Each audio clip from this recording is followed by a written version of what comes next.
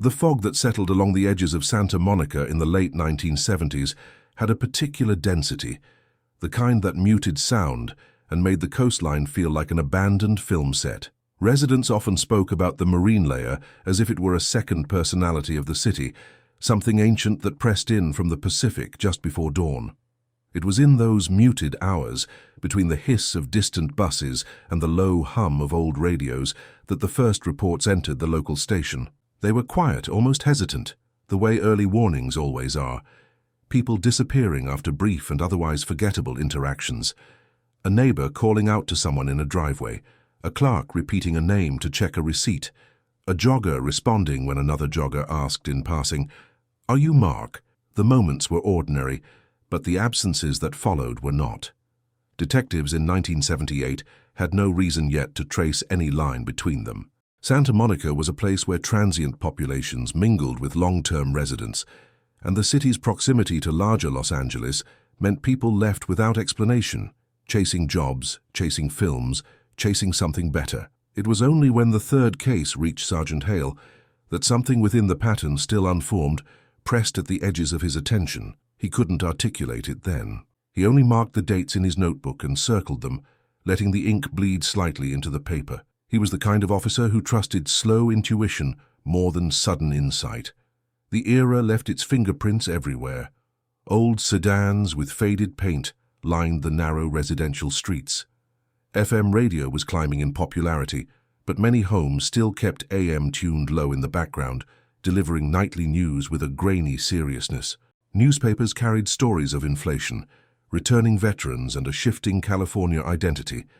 People locked their doors more than they once had, yet the notion of a predator weaving through the community felt distant, reserved for larger cities or darker regions. Still, the unexplained carried weight, and Santa Monica, with its beaches, alleys, and modest apartment complexes built during post-war optimism, offered too many places for someone to vanish without spectacle. The first two disappearances occurred near Ocean Avenue, close enough to the cliffs that the late-night fog swallowed the street lamps. Both involved individuals last seen after simple exchanges, the sort found in any neighborhood. A man stepping out of a blue coupe nodded to someone who called his name. A young woman retrieving laundry from a communal room responded to a voice in the hallway asking if she was the tenant listed on the mailbox. Each exchange happened near vehicles, nothing unusual for the time. Vans, sedans, and station wagons crowded the curbs, often indistinguishable in their sun-faded colors. No one yet noticed the tan van that appeared intermittently at all three sites. Witnesses, when they eventually surfaced, remembered the van only as part of the scenery, something boxy, something from the mid-70s, with the slightly uneven idle common to vehicles that needed a tune-up. But no one recalled the license plate, and no one remembered the driver clearly enough for a composite sketch. The fog, the lighting, and the monotony of era-typical vehicles had erased detail. What lingered instead was emotion, a subtle unease, the quiet instinct that something about those encounters didn't match the rhythm of ordinary nights. The fourth disappearance, which occurred in early 1979, shifted the conversation in the precinct. The missing individual, a maintenance worker named Don, was last seen leaving a diner before dawn. A fellow regular mentioned hearing his name spoken near the parking lot. The comment seemed trivial at first. Names are spoken everywhere, shouted across alleys, called from porches, repeated absent-mindedly in conversations. Yet this incident matched the faint threads Sergeant Hale had been tracking in his notebook. He requested the cases be reviewed together. His lieutenant allowed the review, but regarded it as busy work, something to occupy quiet hours between more pressing calls. Hale began mapping locations on a wide sheet of paper, marking each site with a small square of red tape. The pattern formed a slow arc around the city, starting near the coastline and stretching deeper into residential zones built during the earlier post-war boom. He added dates beside them, then the minimal witness statements, then a column for vehicles. The tan van reappeared in two of them, not conclusively, but mentioned just enough to press a faint line beneath the surface. Santa Monica in the early 1980s was shifting culturally. New cafes opened along previously quiet blocks. Highways brought steady traffic from the valley and from downtown Los Angeles. People carried cassette players, walked with headphones, and paid less attention to their surroundings. It was a time when anonymity was easy, and anonymity is what the subject relied upon. The man who would later be identified as the perpetrator moved with a deliberate stillness, choosing routes that paralleled main roads but were rarely used by locals after dusk. His van, always parked facing the exit of alleys or small lots, served both as tool and refuge. It blended into the era's landscape, neither new nor old, neither threatening nor particularly memorable. It was the sort of vehicle one might see every day, without once deciding to look inside. He studied voices, not accents or tones, but the subtle cadence people used when hearing their names spoken unexpectedly. A slight pause, a pivot of the shoulders, a micro-expression. That recognition moment, that tiny surrender of attention, became the hinge of his method. He waited for it with patience that bordered on ritual. He believed names were thresholds, that people stepped through them instinctively, revealing something unguarded. In his mind, calling a name was not communication, but invocation. And invocation required precision. By the mid-1980s, 5 additional disappearances had occurred, all under circumstances that seemed benign until examined side by side. A teenager leaving a movie theater turned when someone called him by his nickname. A receptionist heading home along a quiet side street responded when someone confirmed her identity. Each moment was mundane. Each involved a vehicle nearby. And though not every witness remembered the van, enough described a neutral-colored one, tan or beige, sometimes with a slightly dented side panel, that the detail became a thread investigators could not ignore. Hale continued collecting the fragments. His office walls gradually filled with notations that resembled a quiet topography of unease. He noticed the timing, moments when the marine layer thickened, when back streets carried fewer pedestrians, when radios in passing cars masked other sounds. The subject chose windows of time when Santa Monica folded inward, when its energy dipped just enough to allow someone to slip unnoticed through its quieter arteries. The cases stretched into 1986 before higher-level investigators took them seriously. Pressure from families, journalists, and community organizations forced the precinct to examine Hale's research more thoroughly. A task force referenced era-specific maps, traffic patterns, and reports from similar coastal regions. They studied names spoken in witness accounts, charting whether the subject repeated them intentionally or opportunistically. The emerging insight unsettled them. He didn't merely speak the names, he waited for the recognition flicker. That was his pattern, his entry point. By 1988, Santa Monica felt heavier at night. People in apartment complexes began closing their curtains earlier. News segments on AM broadcasts mentioned the disappearances alongside updates about broader California issues. The mood resembled a city holding its breath. And yet the subject remained unobserved, following his roots with monastic discipline. He kept to his van. He drove slowly, never drawing attention. He learned which neighborhoods left their porch lights off to save electricity. He memorized the schedule of street sweepers so he could move before the vehicles arrived. His entire existence compressed into narrow windows of mobility and silence. By the time the 1990s arrived, the pattern, still unnamed publicly, had accumulated enough gravity that the city could no longer dismiss it as coincidence. What most unnerved investigators was the precision, how the subject used not force or spectacle, but the ordinary intimacy of hearing one's own name in the dark. The final turning point of this period, an incident in 1991 involving a witness who survived the initial approach, would become the hinge of the investigation, but that moment comes later, after the pattern fully surfaced. For now, the city moved quietly beneath the marine layer, unaware that its silence had become part of a stranger's ritual. In the early 1990s, Santa Monica carried an undercurrent that locals rarely verbalized. It was not fear in the traditional sense, rather a subdued vigilance, the kind that reshapes nightly routines without anyone admitting why. People paused before answering if their names were spoken in parking lots. Parents told their children not to react immediately when someone called to them from a car window. Small habits shifted quietly, as if the city were learning a new form of caution. Detectives noticed similar shifts in the subjects of their interviews. When Hale and the task force knocked on doors, residents answered more slowly.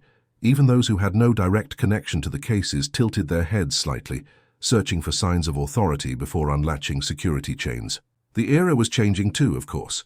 Crime documentaries and newspaper columns had begun influencing how communities perceived danger. But in Santa Monica, the change felt more specific, as though belonging to a pattern that had not yet been named aloud. The task force revisited earlier witness statements, this time with sharper focus. They traced which individuals had responded to their own names before vanishing. They mapped how often the calls came from near vehicles, especially those matching the nondescript tan or beige vans common along the coast. They interviewed mechanics who worked in small garages near Pico Boulevard and Lincoln. Most remembered servicing vans of similar make and model, but none recalled a driver who left a lasting impression. The anonymity was its own challenge. The subject constructed his life around forgettability, a man who blended so thoroughly into the city's visual noise that he could move through it almost as shadow. During these months, the van became an unofficial emblem of the investigation. Officers noted everyone they passed. Some nights, Hale drove through neighborhoods at a crawl, studying the silhouettes of parked vehicles under dim street lamps. He observed how easily a person could remain inside without notice. He imagined the vantage point a driver had, watching passers-by from behind slightly tinted windows. It was not paranoia, it was pattern recognition. Vehicles shaped the rhythm of the cases. They were not only instruments of mobility, but of concealment. The breakthrough arrived indirectly. In late 1991, a woman reported an encounter on a dim residential street near the border with Venice. She had been walking home from her evening shift at a photography shop, listening to the soft hiss of the AM station through her portable radio.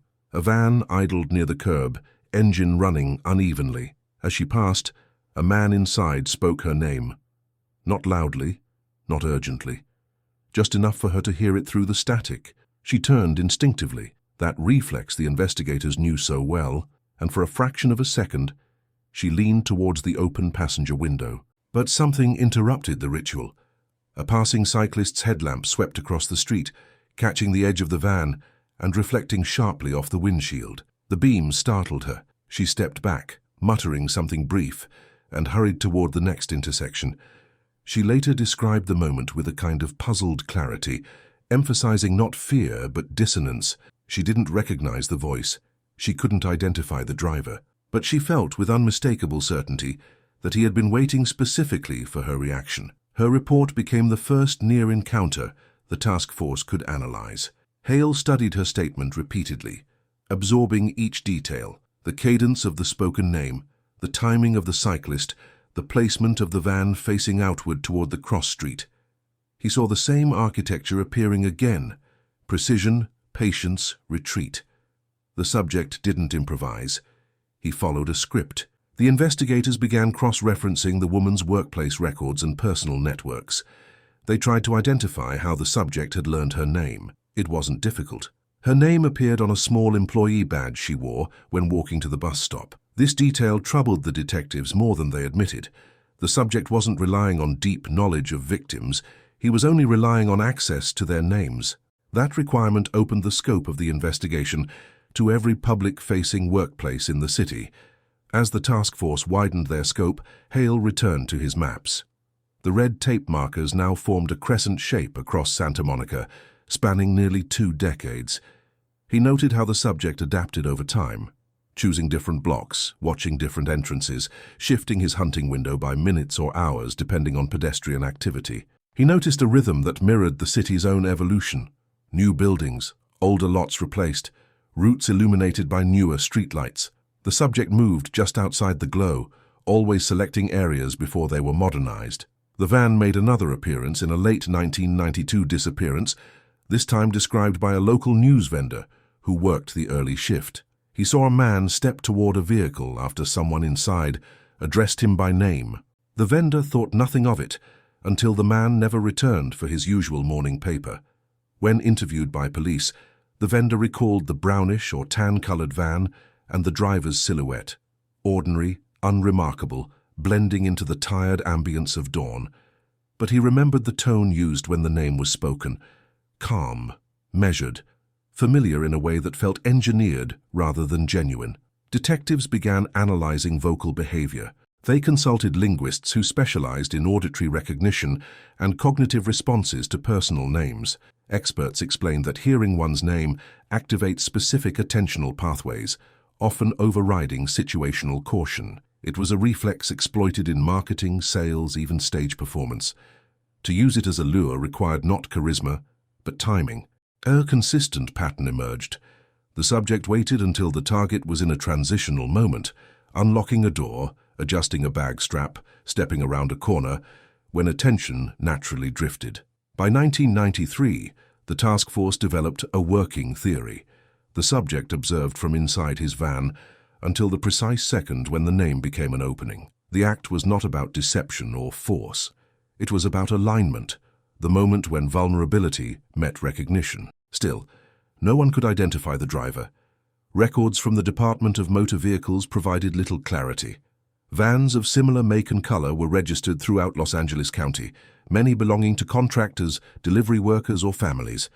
Investigators inspected dozens, each time returning with the same conclusion: similar, but not the one. The subject maintained his anonymity through ubiquity, choosing a vehicle so common it dissolved into the background of the era. Santa Monica police increased nighttime patrols.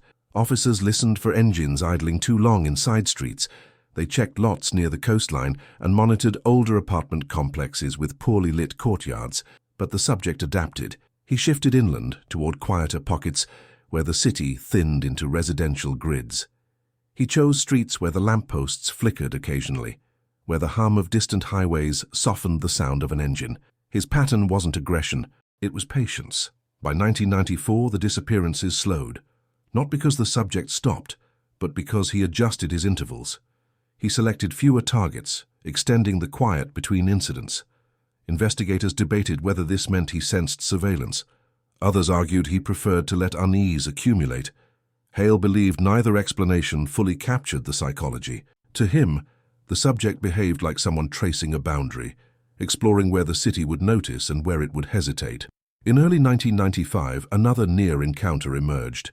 A young man jogging near a parking structure heard his name spoken from a parked van. He slowed, turned slightly, then hesitated. Something in the tone felt off, too even, too distant. He continued jogging.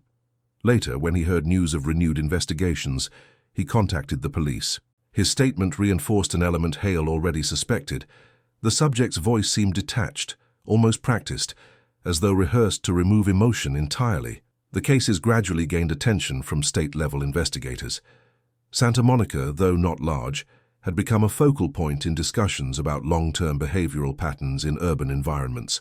Reports compiled during these years emphasized the psychological nature of the method. The subject relied not on strength, threats, or chaos, but on subtle behavioral manipulation.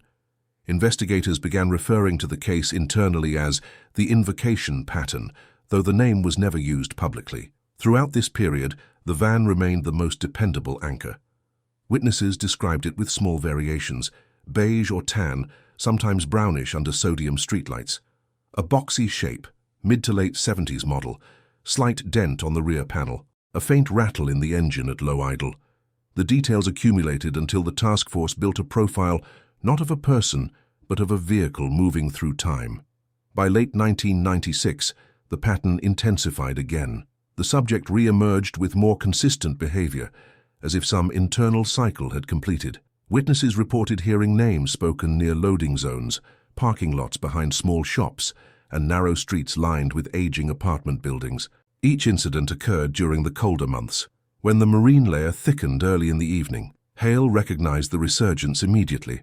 He sensed the subject was approaching a culmination, though he couldn't yet define what form it would take. The turning point, the event that would eventually unravel the entire pattern, began on a quiet weeknight in early 1997 near Colorado Avenue.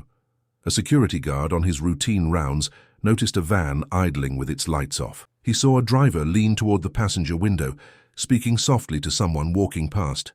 The guard stepped closer, shining his flashlight toward the vehicle.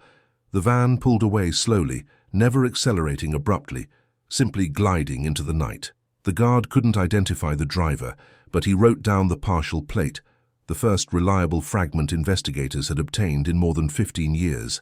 Hale studied the partial sequence with a gravity he rarely displayed. It was incomplete, but it narrowed the field. DMV records shrank from hundreds of vans to a few dozen. For the first time, the investigation shifted from abstract pattern to identifiable trail. The city didn't know it yet, but the silence that had protected the subject for nearly 2 decades was beginning to thin. The partial license plate altered the rhythm of the investigation. What had once been an exercise in pattern interpretation shifted into a slow, methodical narrowing of possibilities. The task force obtained DMV records for every tan or beige van registered in Los Angeles County that matched the first 2 characters of the plate. There were fewer than 50. Each record carried its own quiet history: service workers, small business owners, retired residents, hobby mechanics. The challenge lay not in the number, but in how easily ordinary lives blended with the behavior they were tracking. Hale divided the list across the team. He studied each name not as a suspect, but as a life that might intersect with the pattern's geography. Investigators drove through neighborhoods in the early hours, noting which vans sat under carports or along side streets. They marked those with clear view lines to pedestrian routes. The work was slow, deliberately undramatic. Even during these heightened months, Hale insisted the investigation stay anchored in observation rather than speculation. By mid-1997, 4 vans remained unaccounted for. Their owners were either absent during follow-up visits or provided vague explanations about work schedules. One belonged to a man living in a small duplex near Cloverfield Boulevard, though he was frequently out of town. Another belonged to a contractor who kept inconsistent hours, leaving early and returning after dark. A third was registered to an individual who had moved months earlier, leaving no forwarding address. The remaining van belonged to someone who kept to himself in a modest building near the edge of Santa Monica, close to the faded industrial corridor that had once housed repair shops and storage units. This last location drew Hale's attention, not because it was unusual, but because it sat at the convergence of several earlier disappearance sites. He didn't yet know the name of the resident. The building manager said the tenant traveled often and paid rent in cash, but the simplicity of the arrangement fit the profile of someone who preferred a thin footprint. The building itself had an unassuming quality typical of late 1970s construction: narrow balconies, beige paint fading under coastal air, a small parking area that opened toward an alley rather than the street. Hale visited twice, each time standing at the alley's mouth, noting how easily one could watch foot traffic along the cross street without being seen. He recorded these impressions quietly, aware that nothing yet justified a search or direct contact. Meanwhile, the task force refined their understanding of the subject's method. They reviewed cases from other counties, searching for parallels from the 1970s through the 1990s. A handful of incidents, though never linked at the time, shared key elements: an unsolicited use of a name, an idling van, a quiet location. These events lacked the full structure of the Santa Monica pattern, but they hinted at a developmental arc, early attempts that became more deliberate over time. In autumn 1997, a new report arrived, subtle but consequential. A bookstore employee walking home near dusk heard her name spoken from a parked van. She turned slightly, the reflex that still lingered in the city's population, but the voice struck her as unfamiliar and too patient, as though rehearsed. She walked faster and didn't look back. 2 days later, after seeing coverage of the investigation in a local paper, she contacted the police.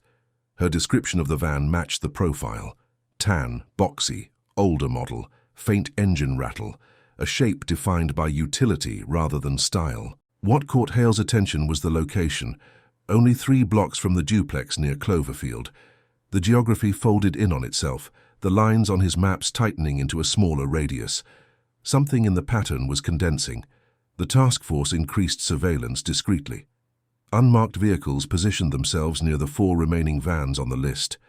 Officers rotated shifts, observing without intrusion. Some nights yielded nothing. Others revealed small motions: a door opening briefly, lights flicking on, a silhouette moving near a window. But the van near the industrial corridor remained more active. Investigators noted its absence on nights when the marine layer thickened, the same nights historically associated with earlier disappearances. Hale sensed the momentum shifting. After nearly 2 decades, the pattern was surfacing not because the subject had become careless, but because the city around him had changed. Streetlights were brighter, traffic patterns different, people more attentive. Technology, even something as simple as improved vehicle registration records, had narrowed the margins in which he once operated unseen. The same silence that had protected him began thinning at the edges. In November 1997, a resident reported a van matching the description circling the same block repeatedly. He found the behavior strange enough to mention to police, though he emphasized that nothing overtly threatening occurred. The timing, however, placed the van near yet another past disappearance site. Hale logged the report, marking the location with a square of tape on his map. The new marker overlapped with earlier clusters, creating a denser pattern than before. The turning point came on a cool night in January 1998, when an off-duty officer, jogging along a quiet residential street, heard a name spoken softly from a parked van. The officer slowed, instinctively turning his head, but training overrode reflex, and he maintained distance. He noted the van's color, make, and the partial plate, a match for the earlier report from Colorado Avenue. He contacted dispatch immediately. Within minutes, unmarked units were on the scene, but the van was gone, having slipped into the labyrinth of side streets. This encounter, documented by someone with first-hand situational experience, gave the task force a clearer directive. They sought judicial approval for more targeted surveillance of the 4 vans still under suspicion. Hale prepared the request meticulously, avoiding speculative language. He presented the chronological map, the witness accounts, the recurring vehicle description, and the growing geographic convergence. The approval came through within days. Surveillance intensified without drawing attention from residents. Officers worked in rotating pairs, studying the movements of each van's owner. Most led predictably structured lives. One worked early mornings and returned before sunset. Another left only for errands. A third seldom used his van at all. But the man living near the industrial corridor displayed a pattern that mirrored the historical rhythm of the case: late departures, long periods of absence, and returns timed with the quietest hours of the night. Investigators noted that he often sat in his vehicle without driving, engine running faintly, as though waiting for something beyond the visible world. They observed from a distance as he watched passers-by, focusing for seconds at a time before shifting his gaze. The behavior matched testimonies from those who had experienced near encounters. It wasn't aggression, it was observation layered with intent. Hale approached the building manager again, requesting updated records. The tenant's name, provided on a handwritten form years earlier, had never been cross-checked due to infrequent rent payments and lack of disturbances. The name appeared twice in county records, once on the lease and once on a vehicle registration from the early 1980s. The van matched the description, make, model, and color consistent with numerous witness accounts. Still, probable cause required more. The task force monitored the tenant closely, documenting his nighttime routes, the frequency with which he stopped near pedestrian paths, and the instances in which he spoke to individuals from his van. They recorded dates, times, and distances, building a portfolio of behavior rather than accusations. In February 1998, the subject made a mistake, though subtle. He parked his van near a bus stop on a night when officers were already monitoring the area. A woman approached the stop, adjusting her bag and scanning the street for the next bus. The subject leaned toward the passenger window and spoke her name in a low, steady tone.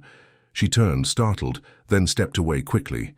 Before the subject could ease the van into motion, officers approached on foot, identifying themselves. He didn't flee. He didn't accelerate. Instead, he remained still, hands visible on the steering wheel, expression unreadable in the dim light. The officers asked for identification. He complied slowly, without hesitation. His demeanor was calm, almost detached, as though the event had simply arrived at the natural end of a long sequence. The officers ran his information and found no immediate grounds for arrest.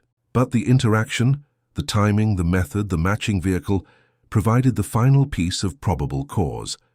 The task force moved swiftly, coordinating with the district attorney's office. Within 24 hours, they obtained authorization for a full search of the van and the tenant's apartment. The search began at dawn. The building, still quiet from the night, seemed suspended in a moment before waking. Officers entered the unit carefully, documenting everything with the precision such cases required. They found notebooks filled with names, dates, and locations, all noted without commentary, as if catalogued by someone observing the world rather than living within it. They found maps of Santa Monica and surrounding areas, marked with routes corresponding to historical disappearance sites. They discovered cassette recordings labeled with street names and dates, capturing ambient sounds from various neighborhoods. The hum of traffic, distant radios, footsteps, the low murmur of voices. The evidence was enough.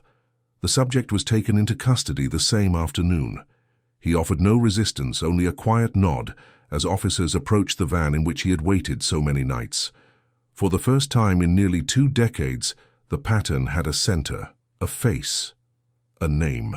And the silence that had followed him through the years finally broke. The arrest shifted the atmosphere of the precinct in a way that was almost physical. Officers moved with quieter purpose, aware that the case they had carried across decades was entering its final phase. The subject sat in an interview room, hands folded, posture straight, expression neutral. He did not request a lawyer immediately, nor did he offer commentary. He simply waited, as though accustomed to long intervals of stillness. Hale observed him through the one-way glass. He noted the calmness, the lack of visible tension, the steady breathing. The subject appeared neither nervous nor defiant. If anything, he seemed disconnected from the urgency unfolding around him. For Hale, it was the confirmation of a theory he had carried for years, that the man operated not from impulse, but from a carefully cultivated inner logic. The interview began with routine questions: identity, residency, employment history. The subject answered each one with measured precision, neither volunteering extra information nor resisting the process. When asked about his van, he provided straightforward details: make, model year, approximate mileage. His answers matched the registration documents found during the search. Nothing in his responses was incriminating by itself, but the context surrounding each statement shifted their weight. When the detectives asked about the notebooks discovered in his apartment, he maintained the same neutral expression. He said he kept records of people he encountered, though he offered no explanation as to why. When asked about the maps, he said he liked studying city layouts. When asked about the cassette recordings, he explained that he captured ambient sound because it helped him think. None of these responses were confrontational, yet none dispelled suspicion. They hovered in the space between explanation and evasion. The detectives shifted to more direct questions. They referenced specific nights, specific witnesses, specific locations where his van had been seen idling. His expression remained unchanged. He listened attentively but spoke little. Hale realized that the subject was not withholding information out of fear, but because his internal structure did not rely on shared meaning. He responded when asked, but did not elaborate. He was coherent, logical, and deeply unrooted. As evidence accumulated, the district attorney's office prepared formal charges.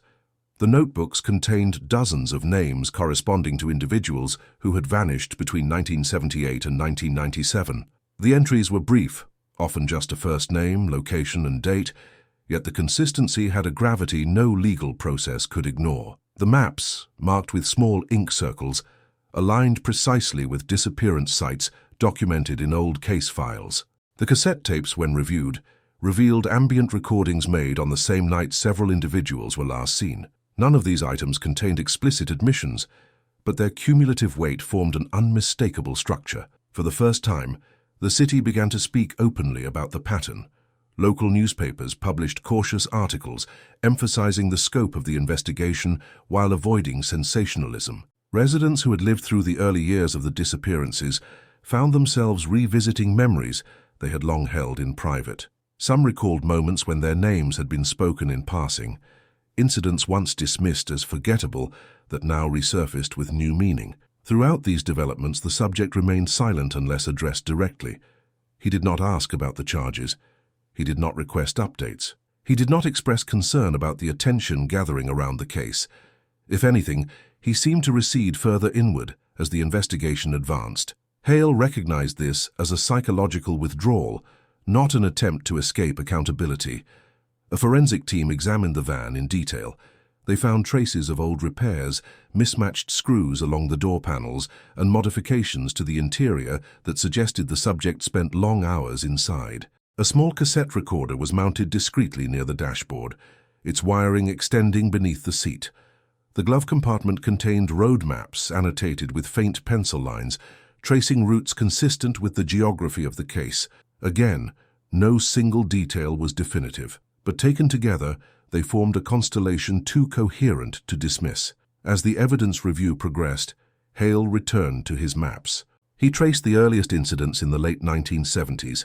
Following the arc that stretched across the city for nearly 20 years, he studied how the subject had adapted to changes in infrastructure, population growth, and lighting. He observed how the van served as a mobile vantage point, allowing the subject to watch without participating, to exist in proximity without integration. The method was not rooted in aggression, but in observation, a ritual of watching, waiting, and selecting moments of attention. In March 1998, the district attorney formally charged the subject with multiple counts connected to disappearances spanning 2 decades. The legal team worked meticulously to ensure the charges aligned with documented evidence. Families of the missing were contacted privately, informed of the developments before the public announcement. Many expressed relief not as a reaction to closure. Closure remained distant, but as an acknowledgement that the long silence had finally broken. The trial preparation began shortly after. Prosecutors constructed a narrative grounded in behavioral consistency, vehicle evidence, witness testimonies, and the extensive materials found in the subject's apartment. They avoided speculation, adhering instead to the factual pattern that had emerged. The defense requested psychological evaluations, which the court granted. For weeks, specialists interviewed the subject, analyzing his cognitive patterns, emotional responses, and behavioral history. Their findings reflected a mind structured around routine, ritual, and detachment, traits that, while not inherently criminal, aligned with the method documented over the years. The trial commenced in late 1998, drawing quiet attention from the community. Journalists attended, though reporting remained measured due to the sensitive nature of the case. The courtroom maintained a decorum that matched the gravity of the proceedings. No theatrics, no dramatization, just the slow, steady unfolding of decades of investigation. Witnesses recounted their experiences with clarity shaped by time, the sound of their names spoken unexpectedly, the presence of a van idling nearby, the tone of a voice too neutral to be familiar.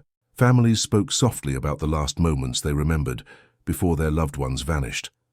Investigators presented maps, notebooks, and audio recordings. The prosecution emphasized the pattern, not isolated incidents, but a cohesive structure visible only when viewed across years. The defense offered alternate interpretations, suggesting the subject's behavior stemmed from social withdrawal rather than predatory intent. They questioned the reliability of decades-old memories, the visibility of vehicles in fog, and the potential for misinterpretation in ambiguous interactions. But the pattern remained too consistent, too aligned across time, geography, and method. When Hale testified, he spoke with the same calm precision he had maintained throughout the investigation.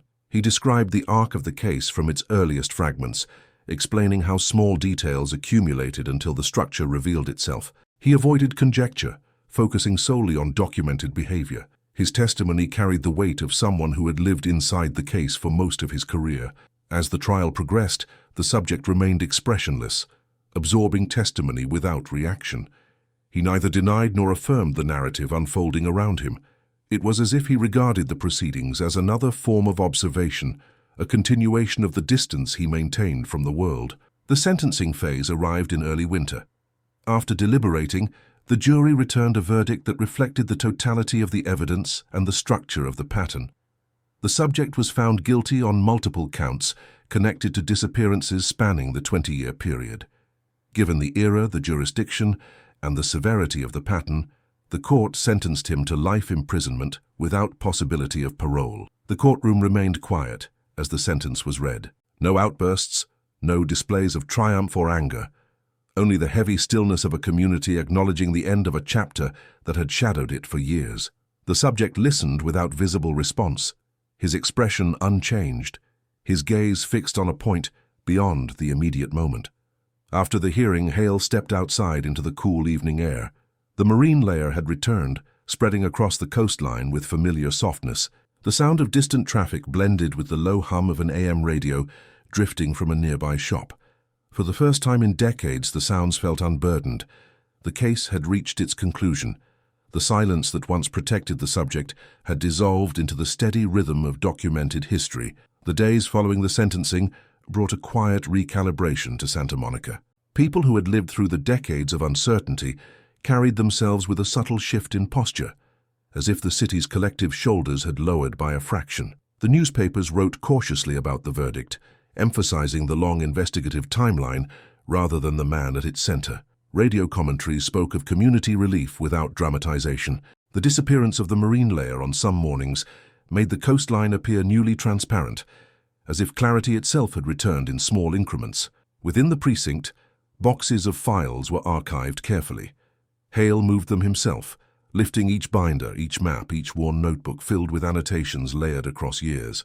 He placed them in storage with deliberate care, aware that the structure of the case, its slow accumulation, its steady escalation, was not something easily summarized. It was a record of attention, of persistence, of the quiet kind of investigation that unfolds not in bursts of revelation, but through disciplined observation. The subject was transferred to a state correctional facility where he would serve life without the possibility of parole. The transport was uneventful, almost mundane. He walked without hesitation, stepped into the vehicle without resistance, and settled into his seat with the same composed stillness he had shown throughout the trial. The officers accompanying him noted that he neither looked at the landscape passing by nor at the men beside him. His gaze remained steady, directed toward the middle distance, as though the external world held no particular claim on him. In the facility, he adapted with minimal friction. He followed schedules, answered when spoken to, and kept to himself. Staff described him not as disruptive, but as distant, someone who moved through each day with an inward rhythm untouched by his surroundings. Evaluations continued during the early months of his incarceration, documenting his consistent detachment. He expressed no remorse, but neither did he deny the reality presented to him. He existed in a suspended state, removed from consequence and recognition alike. Back in Santa Monica, Hale continued working cases. Though none carried the same long shadow as the one he had closed, he drove the same routes he once traced during late-night patrols, observing the subtle evolutions of the city, new lights installed on corners once dark, renovated buildings replacing older structures, increased foot traffic on streets that once felt isolated. He noticed how people answered more cautiously when strangers called out to them, a cultural imprint left by years of uncertainty. Yet he also saw how the city breathed easier, how conversations returned to simpler topics, how silence reclaimed its ordinary qualities rather than its ominous ones. The family members of those who vanished found themselves navigating a landscape of mixed emotions, relief intertwined with grief, clarity with unresolved absence. The verdict did not return what had been lost, but it gave shape to years of unanswered questions. Support groups formed quietly in community centers, offering space for people to share memories, to articulate the weight they had carried. Journalists approached some families for interviews, though many declined, choosing reflection over public discussion. The notebooks found in the subject's apartment became key exhibits in the case's archived records. Each name, written with calm handwriting, marked a moment in the city's history. Investigators catalogued them with care, preserving the order in which they had been written. The maps, once tools of observation, were stored in protective sleeves, their edges worn from years of handling. Hale revisited them once more before archiving, tracing the faint pencil lines that had guided so much of the investigation. He recognized the evolution of the pattern, how it began with small, seemingly unrelated moments, and grew into a structure that could only be seen in retrospect. In the months after the trial, a small exhibit was assembled at a local law enforcement museum, focusing on the history of investigative techniques from the 1970s through the 1990s. The case was included in a single panel, described briefly and respectfully, emphasizing the perseverance of detectives and the changing landscape of forensic methods. No names were highlighted, no photographs of the subject were displayed.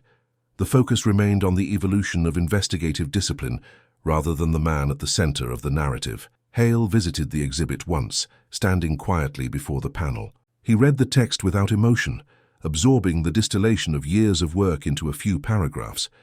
It felt appropriate. The case was never about spectacle. It was about understanding, about following threads until they formed a coherent whole. As he left the museum, he stepped into evening air softened by marine mist, a familiar atmospheric rhythm that felt, for the first time in years, unburdened. Winter gave way to spring, and the city continued its slow renewal. Construction expanded along the coastline, new shops opened, and the rhythm of daily life gained a steadier pace. AM radios, though less common, still played in some homes, their quiet broadcasts echoing through open windows. The fog returned in seasonal intervals, but it no longer carried the weight of unspoken stories. It was simply weather again. For many residents, the memory of the case faded gradually, becoming part of the city's layered history. It existed in the background, much like the van that once moved through the streets unnoticed. Over time, younger generations heard only fragments: a mention in an old newspaper clipping, a quiet reference from a relative, a footnote in a local history class. The details remained accessible, but the emotional intensity dissipated, replaced by a broader understanding of how communities evolve through moments of uncertainty. Hale retired a few years after the trial, though he remained in the area. He spent mornings walking along the coastline where the sound of waves blended with the faint hum of distant traffic. He carried no lingering sense of victory or closure, only a deep respect for the work, for the passage of time, for the careful way communities adapt to shadows and then return to light. In quieter moments, he revisited the central question that had guided the investigation from its earliest days: why the subject relied on names, on that intimate point of recognition. Over time, Hale came to see it not as a tactical choice, but as an echo of something fundamental, a way the subject tried to anchor himself to a world he never fully entered. The invocation of a name created a temporary connection, however distorted. It allowed him to replicate a sense of human engagement without participating in the emotional reality of it. This realization did not excuse or diminish the gravity of his actions, but it provided a lens through which Hale could view the case with clarity, without letting its weight distort the broader understanding of human behavior. It was a reminder that patterns are not abstractions. They are reflections of individuals shaped by isolation, by routine, by an inability to navigate the currents that bind people to one another. The final archival note, written for the case, concluded with a simple statement: "This narrative is based on archival records and witness accounts. Some names have been altered. We seek to understand, not to sensationalize." It echoed the principle that guided the entire investigation: the commitment to truth without spectacle, clarity without embellishment. The city, with its shifting fog and evolving streets, continued forward. The past remained woven into its structure, visible only to those who knew where to look. And the silence that once held the weight of uncertainty transformed into something more ordinary, more human, the quiet space in which people breathe, rebuild, and remember. The sentence, life imprisonment without possibility of parole, remained a matter of public record, a line in legal documents that marked the end of a long and meticulously followed pattern. The facility where the subject lived out his days kept sparse notes about his behavior. Calm, consistent, detached. He grew older, his routines unchanged, his world shrinking to the measured structure of institutional life. There were no incidents, no outbursts, no attempts at explanation, just the steady fading of a man whose life had been defined by silence and observation. In the end, the most enduring legacy of the investigation was not the arrest or the trial, but the understanding it brought of human fragility, of the subtle ways people leave traces, of the quiet resilience of communities that endure long stretches of uncertainty. Hale often reflected on this during his evening walks, watching the sun descend through layers of coastal haze. The world continued moving, as it always had, shaped by both what is seen and what remains unspoken. And in that quiet, the city carried forward the lessons learned, that vigilance can be calm, that understanding can coexist with sorrow, and that even the deepest patterns eventually surface when watched with patience. The years after the conviction unfolded with a measured calm, the kind that settles slowly over a city, learning to breathe in a different rhythm. Santa Monica entered the late 1990s with new construction along the coastline, updated lighting in residential neighborhoods, and an evolving sense of identity shaped by both growth and memory. Yet beneath the everyday movement, certain echoes remained, reminders of a period defined by quiet uncertainty and the collective vigilance that had grown around it. Community gatherings occasionally referenced the case, though always in subdued tones. People spoke not of the man who had driven the van, but of the long process through which the city had learned to notice subtle patterns, the significance of a voice in the fog, the weight carried by instinct, the importance of paying attention to moments that seemed inconsequential at the time. These conversations were not about fear, but about awareness, the kind that strengthens rather than unsettles.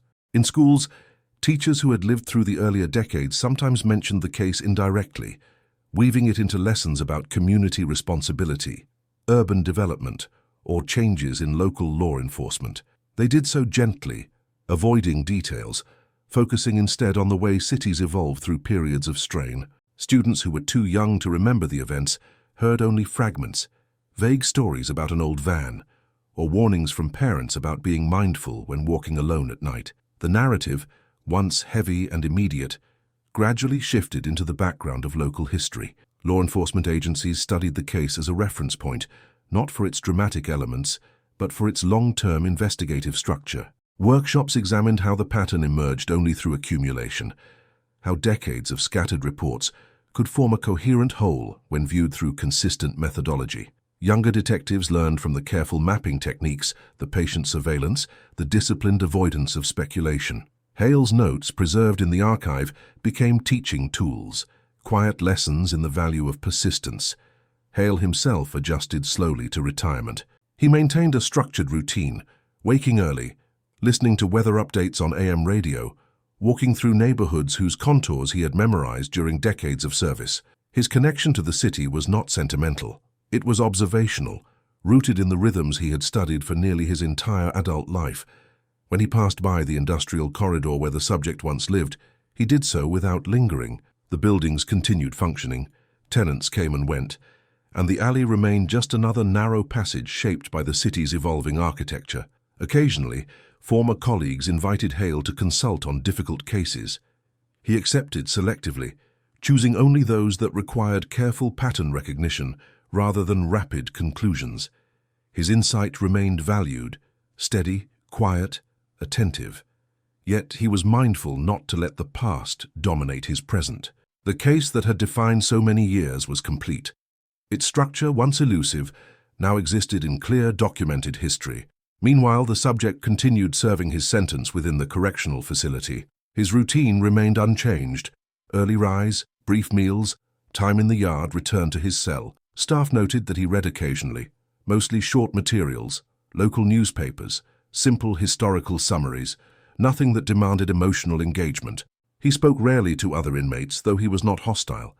He existed as he had outside the facility, detached, observing rather than interacting. Psychological evaluators visited periodically, documenting his steady decline into deeper isolation. His responses remained consistent, concise, neutral, devoid of introspection. He acknowledged the sentence, understood its permanence, yet expressed neither regret nor resentment. His emotional profile remained flat, defined by absence rather than conflict. Over time, evaluators concluded that his internal world was structured around routines that no longer required external reinforcement. He lived in a narrow corridor of thought, a self-contained system no longer anchored to the outside world. Back in Santa Monica, a quiet memorial began forming in the years that followed. It wasn't an official monument, nor was it publicly announced. Instead, it emerged organically, a small collection of flowers left near a coastal lookout by families of those who had vanished. Over months, the area accumulated tokens, handwritten notes, faded photographs, small candles placed by visitors who sought a quiet space to reflect. The site overlooked the Pacific, its horizon line steady and expansive, a contrast to the narrow alleys where earlier uncertainty once gathered. City officials eventually acknowledged the memorial by maintaining the area with greater care. They added a bench nearby, not as a marker, but as an offering of rest. They installed a discreet plaque that referenced the years of quiet vigilance and the resilience of the community that endured them. It was intentionally vague, honoring the past without reopening wounds. The plaque became a point of contemplation for locals and visitors alike, a place where silence held a gentler meaning. Hale visited the site only once. He stood near the railing, listening to the slow crash of waves beneath the cliff. He read the plaque, then stepped back, allowing others to approach. His presence was brief, marked by the same understated discipline that shaped his career. He did not return. His role had been procedural, investigative, The memorial belonged to those who carried personal loss, not those who documented it. Over time, the van, once a symbol of unease, became a historical footnote. Photographs of similar models appeared in vintage car shows, appreciated for their design rather than associated with the case. Younger residents recognized the vehicle only as part of the era's landscape, not as the centerpiece of a long investigation. This gentle erasure, this shifting of meaning, was part of the city's recovery. Still, the deeper lesson remained. The case illustrated how patterns often hide in ordinary moments. The sound of a name spoken in passing, the positioning of a vehicle, the subtle timing of a gesture. It showed how the smallest consistencies, observed patiently over years, could reveal structures invisible at first glance. And it demonstrated the importance of steady attention, the kind that persists even when evidence is faint. As the late 1990s drew to a close, Santa Monica prepared for a new era defined by technological advancement, population growth, and evolving cultural landscapes.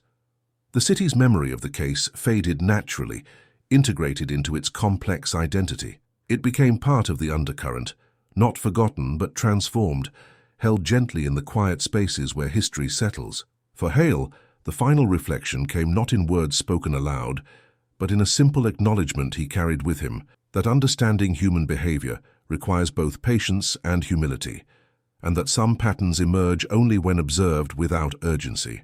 The case that once stretched across decades had arrived at its natural endpoint. The man who built his life around silence now lived within it permanently, and the city, shaped by long vigilance, moved forward with renewed steadiness. The marine layer continued its familiar cycle, arriving softly, retreating slowly, reshaping the coastline with each passing season. Where once it carried the weight of unspoken tension, it now drifted with ordinary calm, a reminder that time alters even the heaviest atmospheres. Santa Monica settled into its renewed rhythm, carrying its past not as a burden, but as a quiet testament to resilience, observation, and the enduring search for meaning in the patterns people leave behind. In the quiet progression of years that followed, the case gradually took on the contours of a distant memory, not erased, but softened, integrated into the long archive of Santa Monica's collective experience. Periodically, an article or anniversary mention surfaced in a local newspaper, reflecting on the changes the city had undergone since the late 1970s. These pieces spoke of development, shifting demographics, and transformations in community awareness. The case itself appeared only briefly in these reflections, referenced as a point of historical significance rather than a source of lingering fear. For those who had lived through the decades touched by the pattern, the memory persisted in subtle ways. Some longtime residents continued to hesitate slightly when hearing their names spoken unexpectedly. Others found themselves glancing instinctively into parked vehicles when passing through dimly lit streets. These reflexes were not expressions of trauma, but echoes of a time when caution had woven itself into daily routines. Over the years, the reflexes faded, replaced by newer habits shaped by a changing city. As the early 2000s approached, Santa Monica invested more heavily in community programs aimed at strengthening neighborhood connections. These initiatives grew from the recognition that isolation had once been a silent factor in the pattern's longevity. Officials encouraged residents to participate in neighborhood meetings, maintain consistent communication with local law enforcement, and cultivate a sense of shared responsibility for public spaces. The programs were framed not as responses to past events, but as steps toward a more integrated civic environment. Hale observed these changes with quiet appreciation. While retired from active duty, he attended a handful of public meetings, sitting toward the back of the room, listening more than speaking. He understood the value of collective awareness. He had spent years tracing how its absence allowed subtle patterns to remain hidden. What the city was building now was not a reaction, but a foundation, something meant to prevent the emergence of similar long-term uncertainties. During these years, he occasionally received letters from former colleagues, updating him on departmental changes or requesting insight on complex cases. He responded with measured brevity, offering guidance without inserting himself too strongly into investigations. His connection to the work remained steady but unobtrusive, driven by a lifelong commitment to careful observation rather than by any desire for influence. The subject, meanwhile, continued a life defined by institutional regularity. The correctional facility documented his behavior in sparse entries: compliant, silent, reserved. He followed schedules without deviation. His interactions with staff remained minimal and neutral. He showed no inclination toward conflict, nor any attempt to integrate with other inmates. His world contracted with time, shaped by routines that offered predictability, but no connection. His existence, once structured around observation from the anonymity of a van, now unfolded in the narrow confines of a cell and the predictable cadence of prison life. Evaluators visiting the facility noted the quiet progression of age, the gradual shift in posture, the slower gait, the increasing tendency to stare not outward but downward. These observations did not carry therapeutic intent. They were part of routine assessments recorded for the sake of institutional history. Over the years, the subject's responses diminished in length, though the content remained consistent: factual, emotionless, and detached. Staff came to view him not as mysterious, but as empty in a way that no longer posed a threat, an individual whose internal structure had neither expanded nor contracted with time, but remained suspended, untouched by the surrounding world. In Santa Monica, the coastal lookout that had become an informal memorial continued to gather quiet attention. Visitors came at irregular intervals, some leaving small tokens: a folded note, a single flower, a photograph with softened edges. Others simply paused by the railing, gazing across the water where the horizon met the muted sky. The area had adopted a contemplative identity, distinct from the more crowded parts of the coastline. City workers maintained it with a deliberate lightness, careful not to alter what made the site meaningful. Families who visited often did so alone or in small groups, maintaining the reflective atmosphere that had grown organically around the space. They spoke rarely, their presence defined more by shared memory than by conversation. With each passing year, the memorial became less an acknowledgement of loss and more a quiet tribute to endurance, a space that held the emotional continuity of those who had learned to live with unanswered years. Hale returned only once more, years after his initial visit. This time he stayed longer, standing near the bench installed by the city. The marine layer drifted in softly, the way it had during the early years of the investigation. The distant sound of waves echoed against the cliffs, carrying a rhythm he had come to associate with long nights spent searching for meaning in scattered clues. He remained until the fog thickened and the horizon dissolved, then turned away with a steady breath, leaving the space to those whose bond with it ran deeper. By this time, new detectives had joined the Santa Monica Police Department, trained in methods that had evolved significantly since the late 20th century. Digital tools, advanced mapping systems, and data-driven analytics shaped their approach to investigations. Yet in training sessions, instructors occasionally referenced the earlier case as an example of long-term pattern recognition. They emphasized the importance of patience, of resisting the desire for rapid conclusions, of allowing evidence to accumulate without forcing it into premature narratives. These lessons resonated with recruits who understood that not all investigations unfolded with clear timelines. The emphasis on attentiveness and quiet discipline became part of the department's broader culture, passed down through internal stories spoken in hallways and briefing rooms. The case served as a reminder of how persistence, often unglamorous and largely invisible, could eventually reveal structures hidden beneath years of silence. The city's landscape continued evolving. Older buildings along the industrial corridor were renovated or replaced. The duplex where the subject had once lived was eventually sold, remodeled, and occupied by new tenants who knew nothing about the history embedded in the alley behind the property. Time softened these spaces, erasing the earlier atmospheres that had once held significance. What had been a focal point of surveillance became just another residential structure, its walls absorbing new routines, new stories, new patterns. Some longtime residents occasionally recalled the earlier decades, sharing memories with younger relatives in softened tones. They spoke of fog-heavy nights, of quiet warnings passed among neighbors, of learning to monitor their surroundings in small but deliberate ways. These stories served as gentle reminders of resilience rather than as warnings. Over time, they became part of the local folklore, not in a dramatic sense, but as a series of lived experiences shaped by patience and community. Hale's own reflections deepened as he aged. He understood that patterns were not merely external phenomena. They shaped people internally as well, the way they perceived the world, the way they connected memories, the way they learned to trust intuition. His role in the case was not defined by dramatic actions, but by the quiet commitment to watchfulness, a discipline that had shaped his entire career. In the years that followed, he came to appreciate that this discipline, more than any single investigative act, had been the essential thread that tied the case together. As the turn of the millennium approached, Santa Monica settled into a new identity shaped by growth, cultural shifts, and technological change. The older patterns, both the dark ones and the resilient ones, became part of the city's foundation, informing its future without confining it. The quiet years, once marked by uncertainty, transformed into a backdrop for a community that learned to navigate both its shadows and its light with steady clarity. The case remained closed, its narrative preserved in archives and in the subtle lessons carried by those who had lived through it. The city moved forward, its memory intact, its vigilance tempered by experience, and its sense of collective identity strengthened by the quiet endurance that defined those long decades. The marine layer continued to return each evening, softening the edges of the coastline, but the silence it brought was no longer heavy. It was simply the natural quiet of a city at rest, carrying the weight of its past with calm acceptance and allowing each new day to unfold without the shadows that once lingered unspoken.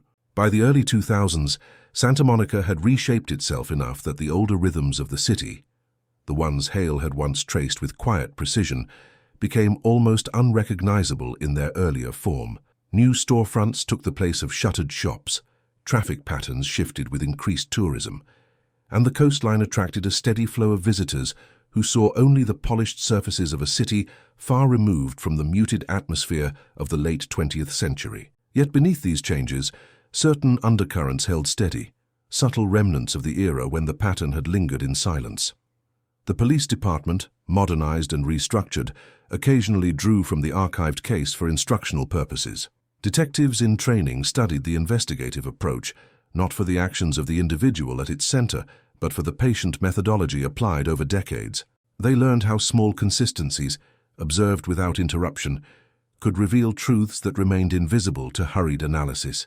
In internal briefings, instructors reminded recruits that some cases were built not on sudden breakthroughs, but on the slow accumulation of insights, an approach that required humility, restraint, and attention to detail. One of the younger detectives, who had grown up in Santa Monica during the late 1990s, carried a quiet familiarity with the case without fully understanding its scope. As he studied Hale's maps and notebooks, he found himself drawn not to the specifics, but to the discipline behind them. The careful handwriting, the ordered lines, the consistency of observation. When he eventually met Hale in person during a departmental event, he approached him respectfully, more out of recognition for the investigative craft than for the outcome of the case itself. Hale, older now and moving with a slower cadence, accepted these interactions with modest acknowledgement. He understood that the case had entered a phase of abstraction, its details shifting from lived reality into instructional narrative. He never portrayed himself as central to its resolution. Instead, he emphasized the collective effort, the patience of colleagues, and the steady contributions of witnesses whose small observations had eventually narrowed the path toward clarity. During these years, the correctional facility housing the subject continued providing periodic updates to legal offices, noting any changes in behavior or health. The entries remained brief, quiet, compliant, predictable. As age progressed, the subject's physical presence diminished. Slower movements, reduced stamina, increasingly withdrawn posture. Yet his demeanor stayed consistent. He responded when spoken to, followed routines, and maintained the same distance from others that had defined his life before incarceration. Staff observed that he rarely looked through windows or showed interest in the external world. His internal landscape seemed complete in its isolation, unaffected by time or environment. Over time, the van, stored as evidence during the trial, was eventually dismantled and preserved only in part. The frame, once central to decades of investigative significance, was archived alongside other historical materials, its function now symbolic rather than practical. For some officers, seeing the vehicle in storage felt like encountering a relic from another era. The muted paint, the boxy structure, the understated design reflecting the aesthetics of the 1970s and 1980s. It had become an object of quiet historical weight, stripped of narrative except for the documents that surrounded it. In the city itself, the memorial near the coastline continued to invite visitors, though fewer came as years passed. The plaque, simple and intentionally vague, weathered gently under the coastal air. Occasionally, city workers polished its surface or adjusted the bench nearby, ensuring the space remained clean and accessible. Some evenings a passerby sat alone with a book, unaware of the memorial's deeper purpose. Other times, small gatherings formed silently around the railing, their voices soft, their presence reflective. Families who visited later in life often did so without ceremony. They sat in stillness, watching the horizon fade into dusk. Some brought grandchildren who knew only fragments of the story, softened pieces passed down with care, free from the weight of fear. As the children asked questions, the adults responded with deliberate gentleness, emphasizing resilience and remembrance rather than loss. These exchanges marked a quiet generational shift, transforming the case from personal grief into a broader context of understanding. Across Santa Monica, the fog continued its seasonal rhythm. It drifted over new buildings and renovated streets with the same softness that once obscured the narrow paths of earlier decades. Yet its presence no longer signaled unease.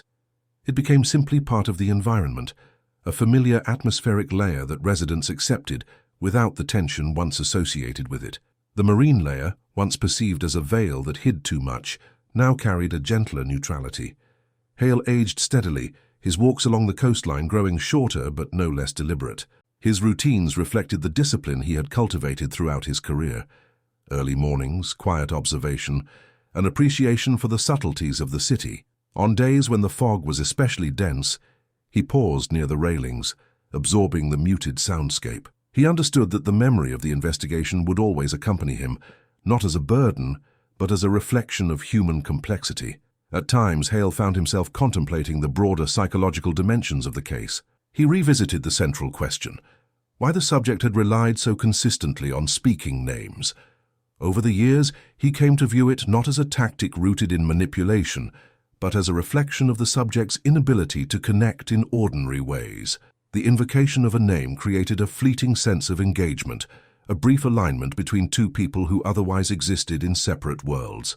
It was a distorted imitation of recognition, one that required no emotional depth. The ritual, though predatory in application, revealed a profound detachment from interpersonal reality. This understanding allowed Hale to hold the case with a certain emotional clarity. He acknowledged the harm done, the years lost, the weight carried by families. Yet he also recognized the importance of viewing the subject's behavior through a grounded psychological lens. The pattern was not a spectacle, but a reflection of human isolation, attention, and the fragile structures that shape individual behavior. In the quiet of his later years, Hale found himself valuing this nuanced understanding more than any sense of resolution. By the time the mid-2000s arrived, the case had fully entered the realm of recorded history. Documentaries and articles referenced it in restrained tones, focusing on investigative methodology and community impact rather than dramatizing events. Historians studying late 20th century urban dynamics occasionally cited it as an example of how cities navigate prolonged uncertainty. In these writings, the emphasis remained on structure, patience, and the evolution of communal vigilance. The city's landscape continued to transform. Trees grew taller along renovated streets. Older neighborhoods adopted new architectural styles. The industrial corridor, once lined with storage units and repair shops, evolved into a blend of residential developments and small businesses. The duplex where the subject had lived eventually underwent a series of renovations. Decades of paint were stripped away, interior walls restructured, balconies reinforced. New tenants moved in, unaware of the history once embedded in the building's quiet corners. Some of the older residents passing by on daily errands felt a brief tug of memory when they saw the property, but they rarely spoke of it. The story had transitioned into private recollection, a narrative held quietly, shared selectively, carried gently. The shadows that once hovered over familiar streets had long since faded, replaced by the brightness of a city continuing to expand. The correctional facility maintained its regular documentation of the subject's condition. His days became increasingly uniform, marked by diminishing physical capacity and the deepening quiet of old age. Staff noted that he spent long periods staring at the floor or the wall rather than at books or newspapers. His presence, once defined by observation, became defined by its absence. The gradual erosion of an already distant internal world. In these notes, the passage of time left its most visible mark. Back in Santa Monica, as younger generations grew into adulthood, the case existed primarily as a historical reference. Some encountered it in local history classes. Others heard fragments from family members or stumbled across archived articles. For most, it was a reminder of a time when the city navigated quieter forms of uncertainty. It represented not horror, but the resilience of a community that learned to observe, adapt, and ultimately understand. Through it all, the marine layer continued its familiar cycle, drifting in softly, retreating with the morning sun, carrying with it the subtle transformation of decades. The city breathed through each season, holding its past with calm acceptance and allowing the future to shape itself in steady increments. And in the undercurrent of these years, the pattern that once defined an era remained preserved in the collective memory, not as a spectacle, not as a story told with urgency, but as a quiet testament to observation, endurance, and the fragile threads that connect people to one another across time and silence.